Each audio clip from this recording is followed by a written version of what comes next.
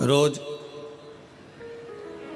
शंकर के मंदिर में प्रतिदिन जाने वाले को, और एक और चीज अपने स्मरण में रहे, अगर शिव के मंदिर नहीं जा सकते तो अपने घर में जो शिवलिंग है उस पर जल चढ़ाओ। और यदि आप अपने शंकर के घर में शिवलिंग पर भी जल नहीं चढ़ा पा रहे हो तो किसी बेलपत्री का वृक्ष हो, उस वृक्ष के नीचे भी जल चढ़ाओ। और कभी मौका मिल जाए, कभी भगवान शंकर की बड़ी करुणा हो जाए, भगवान शंकर की बड़ी उदारता हो जाए, भगवान शंकर की बड़ी कृपा हो जाए, बड़ी कृपा हो जाए, भगवान शंकर जिस दिन तुम्हारे ऊपर बहुत बड़ी कृपा कर दे, किसी सोमवार को 3 नियम बना लो। जिस दिन मेरा भोले बाबा तुम पर कृपा कर दे उस दिन सोमवार का एक नियम बनाओ कि महीने का एक सोमवार मुझे ऐसा करना है, 3 नियम धारण करना है महीने के सोमवार को। पहला, सुबेरे जाकर शंकर भगवान को 1 लोटा जल चढ़ाना है। दूसरा, दोपहर के समय पर जाकर मुझे बेलपत्री के वृक्ष के नीचे एक चावल का दाना रखकर बेलपत्री की 7, 11, 21, 108, 51 जितनी परिक्रमा आप लगा सकते हो वो लगाना है। और तीसरा, बेलपत्री के वृक्ष के नीचे और शंकर के मंदिर के दरवाजे पर मुझे एक घी का दीपक लगाना है। बस ये 3 नियम जिसने महीने में एक बार ले लिया, समझ लो उसको पीछे हटने की जरूरत ही नहीं, वो आगे ही बढ़ेगा। महीने के किसी एक सोमवार का ऐसा नियम बना लो कि मुझे 3 नियम धारण करना है महीने के किसी भी एक सोमवार को। हम ये नहीं कहेंगे कि तुम सोमवार 5 पढ़ रहे हैं तो 5 को करो, 4 पढ़ रहे हैं तो 4 को करो, 3 पढ़ रहे हैं तो 3 को करो। तुम तो महीने का एक सोमवार का नियम बना। और मेरी जीजियों से, मेरी बेटियों से जो विदेश में रह रही हैं, जो कहीं बाहर रह रही हैं, कहीं बड़े शहर में रह रही हैं, जो रोज मंदिर नहीं जा सकते, हर किसी महीने के एक सोमवार को भी ये नियम निर्धारण करते, तो उनसे कहेंगे कि 3 महीने में एक सोमवार का नियम बना लो। 3 महीने में नहीं बना सकते तो 6 महीने में एक सोमवार का नियम बना लो। और 6 महीने में नहीं बना सकते तो 1 साल में एक सोमवार का ऐसा नियम बना लो कि मैं साल का एक सोमवार ऐसा रहूंगी कि सुबह सोमवार के दिन मंदिर में जाकर जल चढ़ाऊंगी, दोपहर में जाकर बाबा को एक अक्षत का दाना रखकर, अक्षत का मतलब है कि बाबा मेरी दिनों दिन उन्नति करना। बेलपत्री के वृक्ष के नीचे जो अक्षत रखा जाता है वो उन्नति के लिए रखा जाता है। शंकर के शिवलिंग पर जो अक्षत रखा जाता है वो रोग मुक्ति के लिए रखा जाता है। अशोक सुंदरी पर जो अक्षत रखा जाता है वो संतान प्राप्ति के लिए रखा जाता है। षडानंद कार्तिकेय की ओर जो अक्षत रखा जाता है वो हमारे बच्चों की सुख समृद्धि के लिए रखा जाता है। विनायक की ओर,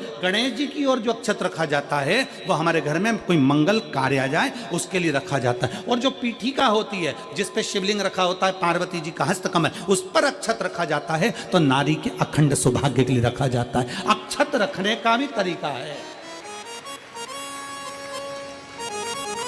एक चावल का दाना कहाँ रखा जाता है, क्यों रखा जाता है, कैसे रखा। अब कई लोग कहते हैं गुरुजी ये शिव महापुराण में आप ये नियम बताते हो, तरीका बताते हो। हम तो उनसे कहेंगे डॉक्टर के पास जाओगे तो डॉक्टर भी गोली लिखकर ये नहीं कह देगा कि ये सारी गोली एक साथ खा जा।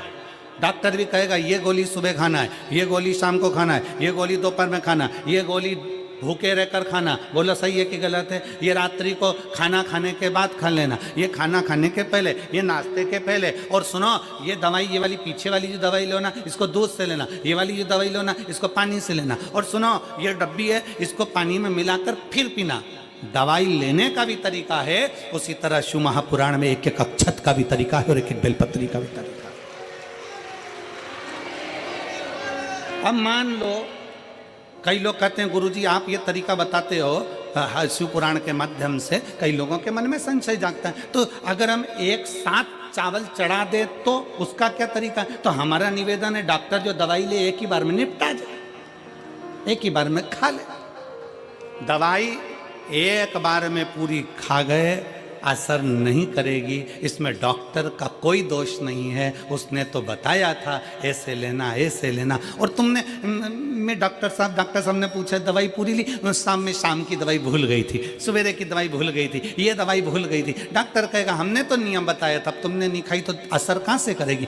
तुम असर कब करती है? जब हम पूजन के तरीके को जान जाएं, जब हम अर्चना के तरीके को जाएं।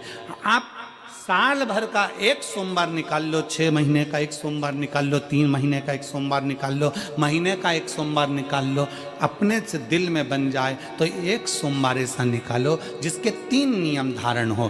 पहला, उसी सोमवार जिसको कर रहे हो उस दिन सुबह जल चढ़ाना। दूसरे, दोपहर के समय पर जाकर बेलपत्री के वृक्ष के नीचे एक चावल का दाना रखना और परिक्रमा बेलपत्र की जितनी तुमसे बन जाए, जितनी तुम्हारे शरीर की कैपेसिटी हो, जितना तुम्हारा शरीर चलते बन जाए। हम तो ये भी नहीं कहते कि तुम भूखे रहकर भगवान का भजन करो, हम कभी नहीं कहते। हम तो यहां तक कहते हैं, हमारे पुष्टि मार्ग में यहां तक कहा गया कि वल्लभ कुल की एकादशी करो, भले बकरी जैसे चरो पर एकादशी करो। हम तो यहां तक कहते हैं कि बहुत समय से कल मेरी एकादशी है, एकादशी है, एकादशी है, एकादशी है, पूरे घर को हिलाकर रख दिया, एकादशी है, एकादशी, एकादशी है। बहू टेंशन में, बेटा डिप्रेशन में, पति पपीता ला ला के, सेव फल ला ला के, मूंगफली का दाना ला ला के, काजू कतली ला ला के, सेव फल ला ला के, और सारा सामान, साबूदाना और खिचड़ी और ना चिप्स ना जाने क्या क्या ला ला के, बेचारा पति एकादशी आती है वो नौमी से चिंता में पड़ जाता है।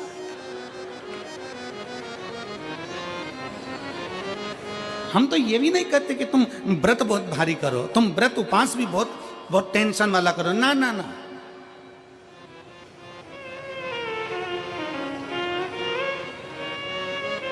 अपने को व्रत उपास भी इतना बहुत बहुत भूखे रह रहे हो, बहुत प्यासे रह रहे हो, और मालूम पड़े कि भगवान हमें मिलेगा, भगवान हमें मिलेगा।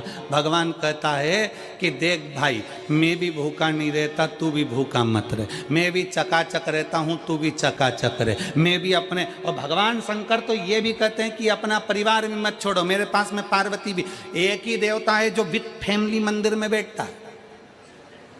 शंकर जी हैं तो पार्वती जी है, तो गणेश जी हैं, तो कार्तिकेय जी हैं, तो नंदी है, सब मंदिर के अंदर चाहिए। शंकर भगवान अपने पूरे परिवार के साथ। शंकर जी तो ये कहते हैं अकेले तुम क्यों रहते हो। शिव जी की एक बात अपने ध्यान में रखना, कितनी सुंदर बात है शंकर भगवान की, बहुत ध्यान में रखिएगा। आप जौहरी नहीं हो, हीरे को नहीं परख सकते। हम भी जौहरी नहीं है, हम हीरा को नहीं समझ सकते। पर भगवान शंकर ने पृथ्वी पर जिसको जन्म दिया उसको जौहरी बनाकर पैदा किया है, उसको जौहरी बनाकर भेजा है कि आप भले हीरा को न समझो चलेगा, पर अपने नजदीक में कोई दुखी है तो उसकी पीड़ा को जरूर समझना। भगवान शंकर कहते हैं उसकी पीड़ा का स्मरण होता है।